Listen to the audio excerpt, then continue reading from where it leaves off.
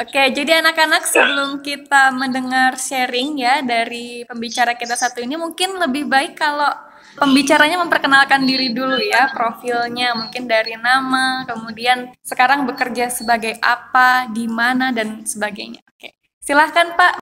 Hai anak-anak, perkenalkan nama Bapak Ed Rosi Pratama. Saya bekerja di Siloam Hospital Village. Saya sebagai perawat di Siloam. Oke, Pak Rosi. Pak Rosi sudah bekerja berapa lama Pak sebagai perawat di Siloam? Saya sudah bekerja kurang lebih sudah 2 tahun. 2 tahun ya, berarti sudah punya banyak pengalaman lah ya terkait tentang kesehatan, kemudian keperawatan dan sebagainya. Kemarin kita juga sudah berbincang ya Pak, bahwa Bapak tuh pernah menghadapi pasien dengan berbagai jenis penyakit ya. Beberapa di antaranya adalah pasien yang mengalami gangguan pada sistem reproduksi manusia. Nah, mungkin bisa di-sharing kan Pak?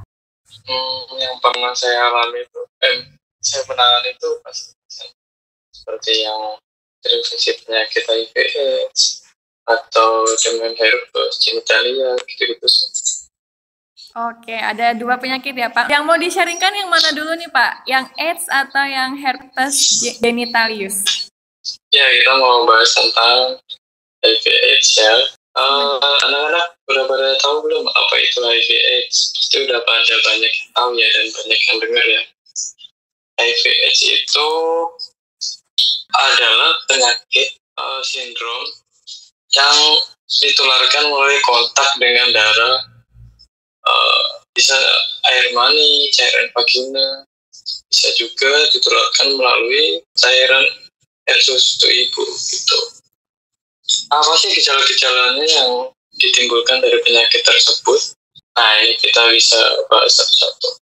Gejalanya itu biasanya itu muncul seperti flu. Gejalanya ini muncul sekitar 2-4 minggu setelah terinfeksi penyakit HIV. Awal terinfeksi itu biasanya itu bisa sembuh tuh, karena sistem kekebalan tubuhnya itu masih bagus biasanya. Tapi biasanya kurang lebih waktu 10 tahun atau bisa lebih itu biasanya kekebalan tubuhnya menurun lah. Mulai awal itu si orang yang terkena infeksi itu mulai akan menimbulkan gejalanya. Salah satunya itu yaitu tadi gejalanya itu bisa demam, sesak nafas, ruam di seluruh kulit, kemudian bisa sariawan, nyeri tenggorokan, gampang capek atau mudah lelah, terus sakit kepala, bisa sampai kelumpuhan sih. Nah, yang paling sering itu yang saya sering hadapi itu dia tuh sering diare, demam. Itu gejala yang paling sering saya jumpai sih. Batuk-batuk juga bisa sampai dia itu menyerang sistem kekebalan tubuh yang lain. Misalnya dia bisa sampai terkena sakit paru-paru, pernapasan, misalnya tuberkulosis atau TB paru biasanya orang enggak gitu. Biasanya sampai ke sana sih gitu sih. Oke, saya mau tanya tadi sekitar 10 tahun ya Pak gejalanya itu, atau dari awal mengalami itu sudah muncul gejala-gejala itu?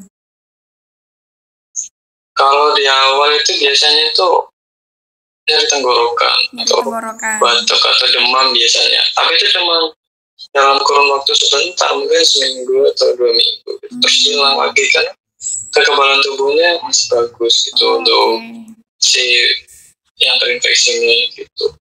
Tapi setelah dalam kurun waktu yang lama, maka kekebalan tubuh seseorang tersebut bisa menurun dan si virus ini semakin banyak juga kan, jadi bakal menurunkan si kekebalan tubuh si seseorang yang terinfeksi tersebut. Oke, jadi penyebab AIDS ini adalah virus HIV sendiri ya Pak, atau Human Immunodeficiency Virus tadi, yang dia menyerang kekebalan tubuh pada manusia. Dan ketika dia sudah menyerang kekebalan tubuh pada manusia, itu bisa meluas ya, bahkan bisa menjangkit paru-parunya sendiri. Yang awalnya tadi nggak punya tuberkulosis, dia bisa terkena TBC, begitu ya Pak? Betul, itu salah satu aja sih, salah satunya yang bisa menyebabkan dari si HIV itu. Kan virusnya bisa kemana-mana, bisa ke tulang, bisa ke pencernaan gitu. Kemudian kira-kira cara pengobatannya bagaimana sih Pak? Kalau yang mungkin pernah Bapak saksikan atau alami ketika menjadi perawat? Cara pengobatannya ya, ini tuh sampai sekarang tuh belum ada obatnya sih. Jadi dia tuh istilahnya hanya dikasih obatnya itu hanya untuk melumpuhkan si virusnya itu. Melumpuhkan gitu. Ya. Oke. Sampai sekarang sih belum ada dokter yang menemukan obatnya. Iya. Kalau yang pernah Bapak alami sendiri itu pasiennya kira-kira usia berapa Pak? Wah, macam-macam. Itu ada yang umur 20-an, umur 30-an. Kebanyakan laki-laki sih yang saya jumpai itu gitu. Cewek juga sih sempat ada sih. Dan mereka penyebabnya tadi cara penularannya berbeda-beda ya? Berbeda-beda. Ada yang petugas kesehatan itu karena pernah tertusuk jarum suntik dari pasien yang terinfeksi HIV/AIDS. Kemudian ada juga yang dia memang pasangan sesama jenis, laki-laki dengan laki-laki, homoseksual. Oke. Ya, ada juga. Kemudian ada juga yang berganti-ganti pasangan juga ada. Oke. Jadi buat anak-anak jangan tiru itu. Iya. Buatan itu karena sangat berbahaya buat kalian ya. Free sex itu sangat berbahaya ya, jadi harus menjauhi itu. Hati-hati dengan pergaulan kalian. Oke. Ketika Bapak mendapati pasien seperti itu berarti sebagian besar atau kebanyakan berujung kepada kematian, betul nggak Pak? Atau ada yang bisa sembuh? Betul, bahkan kan sampai diklaim itu ketika sudah terinfeksi positif, jangka waktu hidupnya kemungkinan hanya 3 tahun. 3 tahun. Tapi bisa lebih juga sih, tapi kebanyakan segitu sih, kurang lebihnya bisa bertahan. Dia bertahan karena obat-obatan yang diminumnya itu. Kalau dia pakai, virusnya bakal kuat lagi, jadi bangun lagi gitu. Nah, kalau saya sering lihat itu yang biasa di internet atau di TV-TV itu memang yang penderita AIDS sendiri itu endingnya selalu ciri-cirinya badannya kurus gitu ya Pak ya? Tinggal tulang. Betul sekali. Berarti itu Bapak benar-benar menjumpai seperti itu ya Pak? Oh iya Bu, betul, iya betul. Ada juga yang enggak juga sih, ada yang masih gemuk juga sih, tergantung dia. Daya tahan tubuhnya juga sih. Tergantung daya tahan tubuhnya ya. Oke, berarti pesan buat anak-anak tadi ya, ketika kita sudah belajar tentang penyakit ini, perhatikan pola hidup ya. Tadi penularannya bisa dari jarum suntik, kemudian dari seks bebas tadi, atau mungkin sesama jenis, intinya yang tidak sewajarnya ya. Selain itu tadi ada apa lagi Pak? Itu bisa menular melalui air mani dan itu juga. Air susu ibu. Ibu yang terinfeksi ya. Maksudnya. Berarti lebih baik kita ini ya deteksi sejak awal ya, supaya kalau ada ibu yang mengandung tidak menularkan ke janinnya.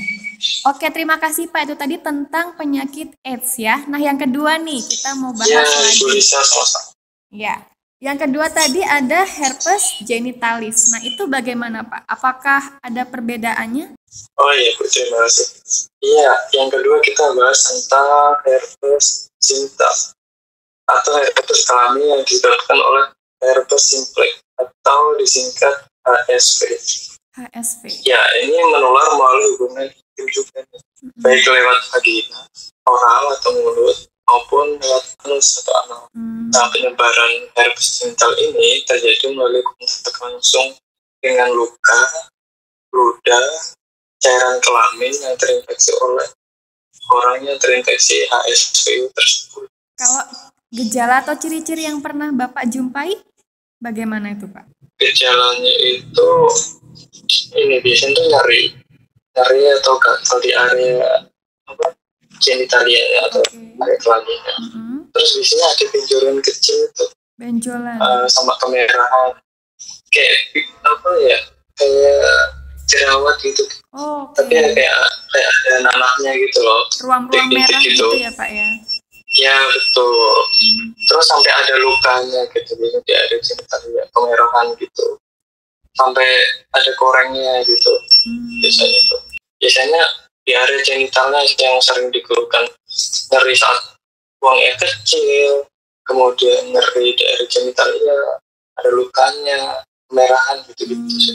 Oke. Nah, kalau ini apakah bisa sembuh, Pak? Jadi penyakit ini itu tidak bisa disembuhkan. Tapi yang sama kayak si HIV. Jadi hanya bisa hambat ya, ditekan. Sembuhkan atau ditangani masalah penyakit. Misalnya lukanya tadi itu, misalnya ada ruang kemerahan. Biasanya kita kasih salep, obat salep. Kemudian nggak bisa pipisnya nyeri itu, nah kita kasih obat anti nyeri. Jadi seperti itu yang bisa kita tangani. Jadi itu tadi tentang herpes genitalis ya. Oke, terima kasih banyak Pak untuk sharing pengalaman dan setiap informasi yang diberikan ya. Mudah-mudahan setiap informasi ini bisa dimengerti dan bisa bermanfaat ya buat pembelajaran anak-anak. Sama-sama Ibu, terima kasih juga sudah meluangkan waktunya dengan saya.